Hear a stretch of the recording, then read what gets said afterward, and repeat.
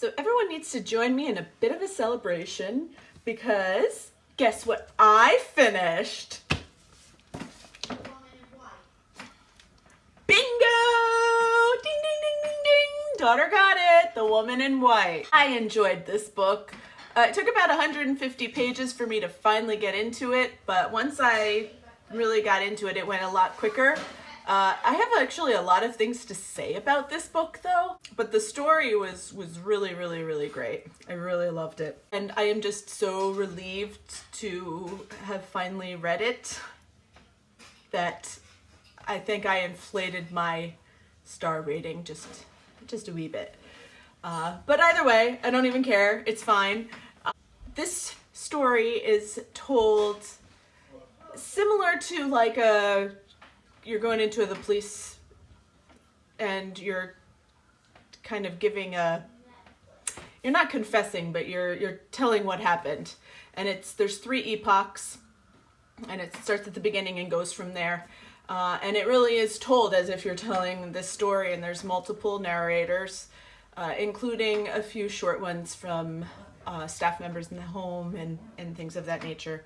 But in the book, Mr. Hartwright stumbles upon a woman in white on the way to his next job, and you kind of see how she gets weaved into the story and about the coincidences, and it is definitely a page turner, and it's pretty shocking.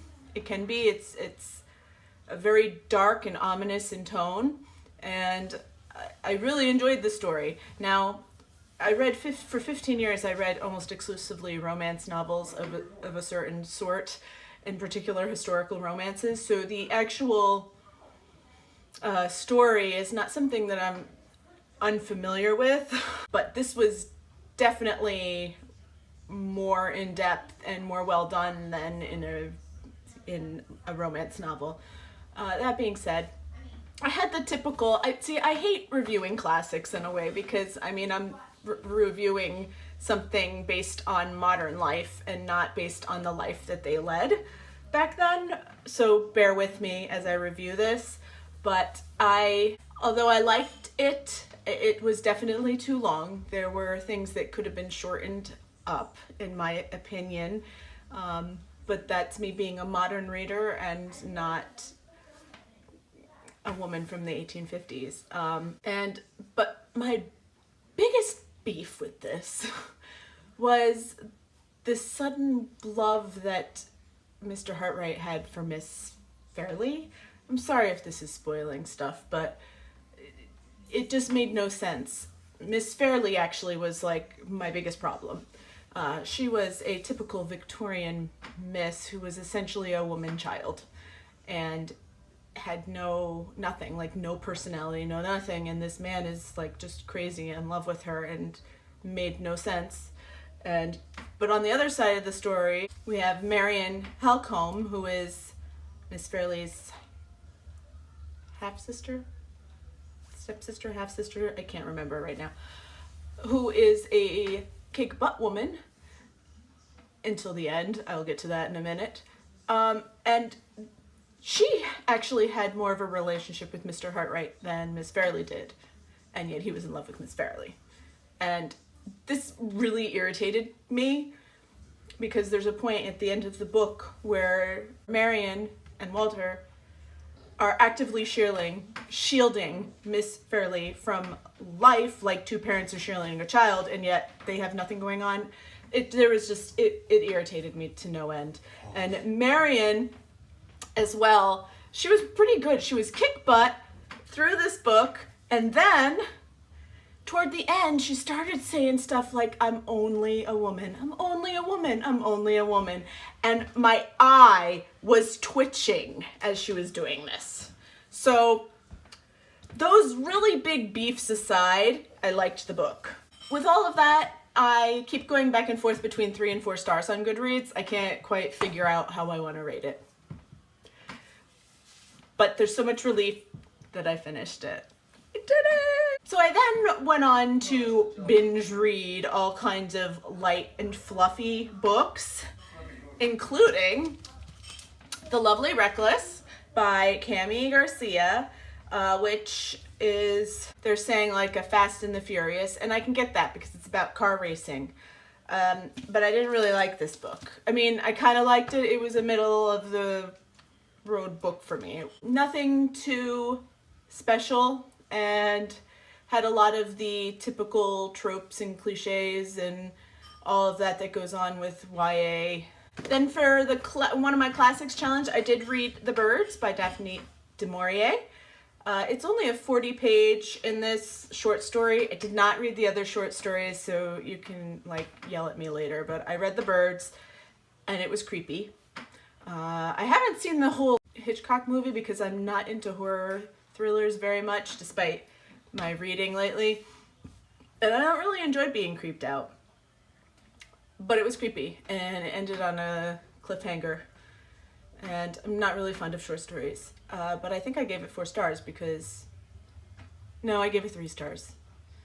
I gave it 3 stars. It was good. Then I read Curtsies and Conspiracies, which is by far the favorite book of mine that I've read this week.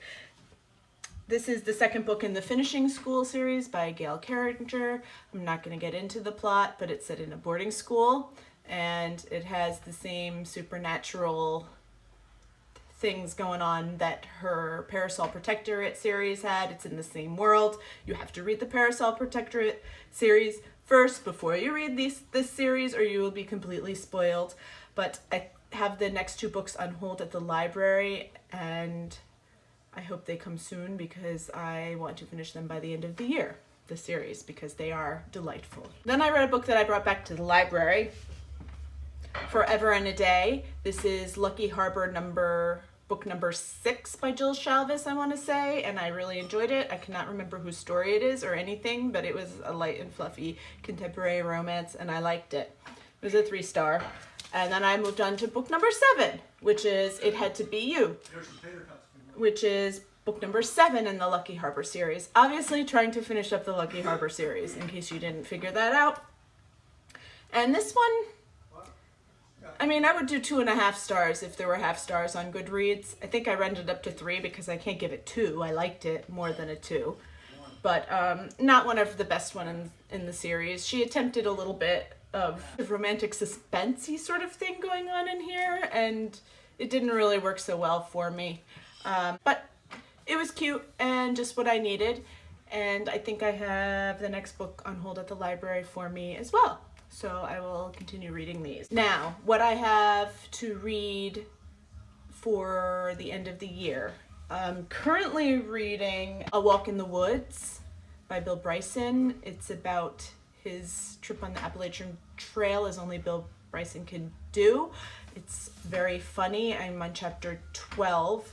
And this is the one that I have on ebook version and Kindle, and my Kindle was broken and all of that, but now I got a new Kindle, so I can happily read it. I will probably bring it down to the city when I go for my dance lesson tomorrow and read this up. I also just started Razer Hurst by Justine Larbelsteer, and this is for my trip to Australia.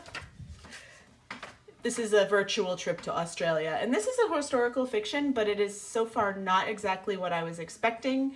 It's got a little like fantastical element to it, which I'm not sure whether I'm really digging and in the mood for right now. So we're gonna see. I have a bunch of books out from the library. I'm gonna be going today, I think, to pick up the last 2 Finishing School series and the Lucky Harbor book. I also held the first book in Jill Shalvis's Animal Magnetism series, which is Animal Magnetism, and it has a cute little dog on the front, so I will be reading that. I also have this lovely Janet Ivanovich and Ms. Sutton, or which is A Night and Moon. I think it's the first one in this series, called Curious Minds. And the 2 other books that I really do want to read this month, some of the library books are going to be good for 3 weeks, so it'll go into January. So my real priorities are finishing Razer Hurst and reading Sudden Death and reading Enchanted Islands. So really only these 2 books are priorities for the rest of the month, and I can easily do that and then move on to other things. If I'm feeling in the mood, I'll read The Hitchhiker's Guide to the Galaxy. But we'll kind of see where things take me in the next couple weeks. So you will see me at the end of the year, the beginning of next year probably, with my wrap up. And I hope the last couple weeks of everyone's year are fantastic and full of reading. Bye!